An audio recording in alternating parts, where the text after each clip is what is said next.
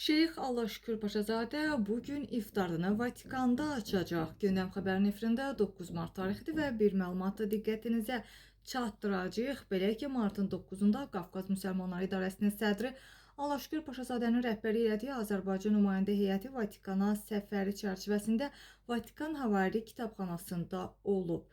Nümayəndə heyəti dünyanın ən qədim və zəngin kitabxanalarından biri sayılan Vatikan Havari kitabxanasının fondu ilə tanış olub. Məlumata görə kitabxananın fondunda 1 milyon 600 min kitab, 150 min manuskript və 100 mindən artıq qravür və xəritə, eləcə də 300 min sikkə və medal saxlanılır. Vatikan Havari kitabxanası 16-cı əsrdən fəaliyyət göstərir və yalnız xüsusi qonaqların bu kitabxanaya daxil olmasına icazə verilir.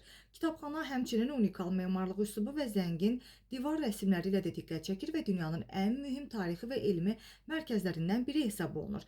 Qeyd eləyək ki, martın 9-da Azərbaycan Qafqaz Müsəlmanları İdarəsinin təşəbbüsü və təşkilatçılığı ilə Romada ilk dəfə iftar mərasimi keçiriləcək və mərasimdə bütün Qafqazın Şeyxi Allahşükür Paşazadə, müqəddəs taxt-tacın dövlət katibi Petro Parolin və digər rəsmilər, həmçinin İslam, Xristian və Yəhudi dinlərinin nümayəndələri də iştirak eləyəcəklər. Azərbaycanın təşəbbüsü ilə keçiriləcək bu iftar mərasimi dünyada gərginliklərin artdığı bir dövrdə sivilizasiyalar və mədəniyyətlər arası dialoqun təşviqi baxımından əhəmiyyətli addım kimi qiymətləndirilir və ölkəmizin tolerantlıq ənənələrinin növbəti nümunəsi hesab olunur.